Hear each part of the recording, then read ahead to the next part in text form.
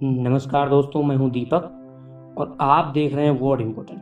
आज हम बात करने वाले हैं how to win friends and influence people के 8वें सिद्धांत के बारे में। दोस्तों, इसमें लेखक आपको बताते हैं कि लोगों की आप में दिलचस्पी कैसे जगाएं। दोस्तों, यहाँ पे लेखक एक कहानी के माध्यम से हमको इस बात को समझाना चाहते हैं। तो कहानी यह है कि थियोडोर रूजवेल्ट से मिलने वाला हर अतिथि उनके ज्ञान अथाह भंडार में चमत्कृत हो जाता था। चाहे मिलने वाला काउबॉय हो या न्यूयॉर्क का राजनेता या कूटनीतिज्ञ, रूजवेल्ट जानते थे कि किससे क्या कहना है और वे ऐसा किस तरह जानते थे। जवाब आसान है। जब भी रूजवेल्ट को किसी से मिलना होता था तो वे एक रात पहले उस विषय का अध्ययन करते थे जिसमें आगंतुक की विशेष रुचि होती थी। दोस्तों, आप बोलेंगे क्यों? क्योंकि रूजवेल्ट जानते थे, जैसा कि सभी नेता जानते हैं, कि किसी व्यक्ति के दिल का रास्ता उसके पसंदीदा विषयों के बारे में बात करने से होकर गुजरता है। दोस्तों, निबंधकार और एल में अंग्रेजी साहित्य के प्रोफेसर विलियम लायंस फ्लेप्स ने यह सबक अपने बचपन में ही सीख लिया था। दोस्तों, यहाँ पे लेखक विलियम कहते हैं कि जब मैं 8 साल का था और अपनी आंटी लिब्बी लिंसले के घर पर स्ट्रेटफोर्ड में छुट्टियां बिता रहा था, वे अपने निबंध ह्यूमन नेचर में लिखते हैं कि तो एक दिन शाम को एक अधेड़ व्यक्ति मेरी चाची से मिलने आया और उनसे थोड़ी देर बातें करने के बाद उसने मुझ पर अपना ध्यान केंद्रित किया। उस समय मैं नाव को लेकर रोमांचित था और आगंतुक ने इस विषय पर इतने बढ़िया तरीके से चर्चा की कि मुझे उसमें बहुत मज़ा आया, और जब वह चला गया तो मैंने उसकी बहुत तारीफ की। कितनी बढ़िया आदमी था। मेरी आंटी ने मुझे बताया कि वह न्यूयॉर्क का वकील था और उसे नाव में जरा भी रुचि नहीं थी। फिर वह मुझसे पूरे समय नाव के बारे में चर्चा क्यों करता रहा? दोस्तों, क्योंकि यह समझदार और सभ्य आदमी था। वह जानता था कि तुम्हारी दिलचस्पी नाव में थी और इसलिए उसने उस विषय में तुमसे बातें की ताकि उसकी बातें तुम्हें रोचक लगें और तुम्हें खुशी मिले। उसने तुम्हारे लिए खुद को रोचक बनाया था, इसलिए तुम्हें वह इतना पसंद आया। और विलियम लायन फ्लेप्स कहते हैं, मैं अपनी आंटी की यह बात कभी नहीं भूला। जब मैं यह अध्याय लिख रहा हूँ तो मेरे सामने एडवर्ड एल कैफिल का एक पत्र रखा हुआ है। एक बार मुझे मदद की ज़रूरत थी। एक बड़ी स्काउट जम्बूरी यूरोप जाने वाली थी और मैं चाहता था कि अमेरिका के एक बड़े कॉरपोरेशन में प्रेसिडेंट मेरे एक बच्चे को ट्रिप पर भेजने का खर्च उठाएं। सौभाग्य से उनसे मिलने जाने से ठीक पहले मैंने सुना कि उन्होंने $10 लाख का एक चेक काटा था जो कैंसिल हो जाने के बाद उन्होंने मढ़वा कर रख लिया था। उनके ऑफिस में घुसते ही मैंने सबसे पहले उनसे $10 लाख के चेक के बारे में पूछा। $10 लाख का चेक? मैंने उन्हें बताया कि मैंने किसी को इतनी बड़ी रकम का चेक काटते नहीं सुना है और मैं अपने बच्चों को यह बताना चाहता था कि मैंने अपनी आंखों से $10 लाख का चेक सचमुच देखा था। उन्होंने मुझे खुशी खुशी चेक दिखा दिया। मैंने इसकी प्रशंसा की और उनसे पूछा कि यह चेक क्यों और किस तरह काटा गया। आप ध्यान दें, मिस्टर कैलिफ ने मुलाकात की शुरुआत में बॉय स्काउट्स या यूरोप की जम्बूरी या अपनी ख्वाहिश के बारे में बातें नहीं की।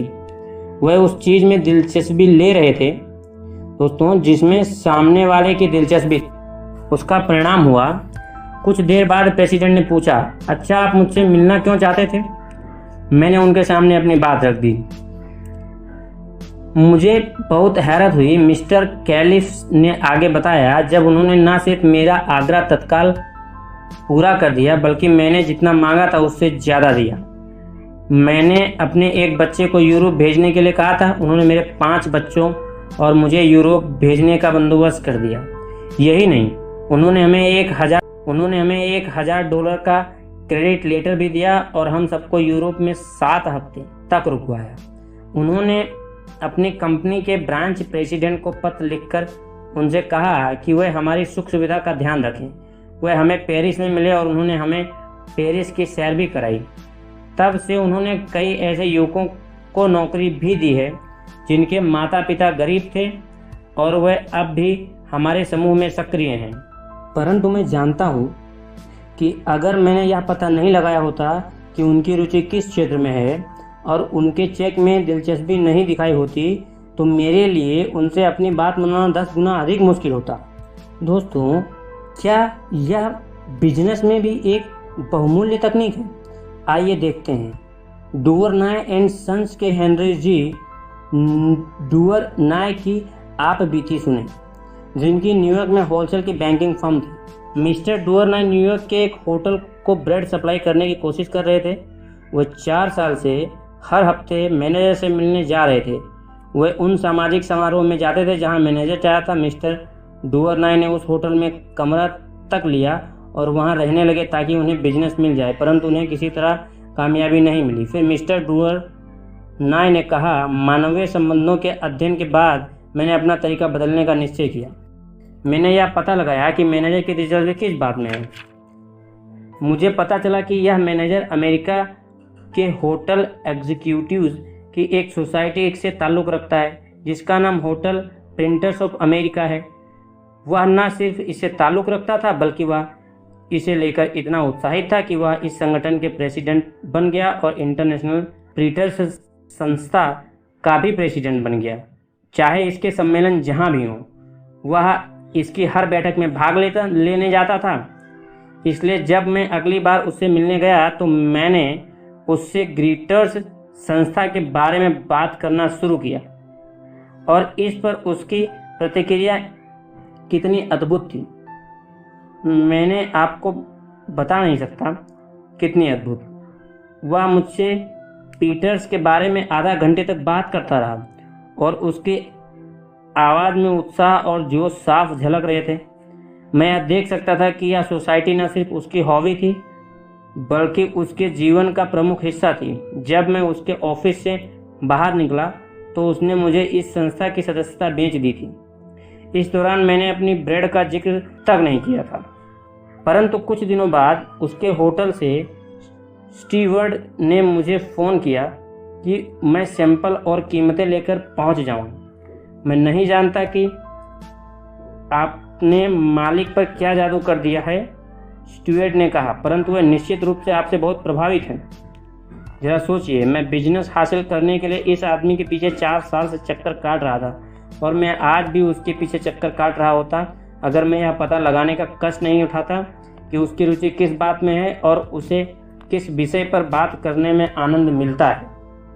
दोस्तों, लेखक इस अध्याय के माध्यम से हमें समझाना चाहते हैं कि सामने वाले व्यक्ति के रुचियों के हिसाब से बातें करने से दोनों ही पक्षों को लाभ होता है। कर्मचारी संप्रेषण के क्षेत्र के विशेषज्ञ हार्वर्ड जेड हार्जिग ने हमेशा इस सिद्धांत का अनुसरण किया है। जब उनसे पूछा गया कि उन्हें इसमें क्या फ़ायदा हुआ है तो मिस्टर हार्जिग ने जवाब दिया कि उसे न सिर्फ प्रत्येक व्यक्ति से अलग अलग लाभ हासिल हुआ है बल्कि आमतौर पर सबसे बड़ा लाभ यह था कि जब भी वह किसी से बात करता था तो उसके दोस्तों का दायरा बढ़ जाता था। तो दोस्तों, लेखक यहाँ सामान्य बातों में हमें यह समझाना चाहते हैं कि सामने वाले व्यक्ति के रुचि के विषय में बात करें, तभी आप लोगों में लोकप्रिय और उस व्यक्ति का पसंदीदा व्यक्ति बन पाएंगे। तो दोस्तों, आपने इस वीडियो से क्या सीखा या हमें कमेंट में लिखकर बताइए। वीडियो अच्छी लगी हो तो लाइक कीजिए और अपने दोस्तों के साथ शेयर कीजिए। मिलते हैं नेक्स्ट वीडियो में, तब तक के लिए धन्यवाद।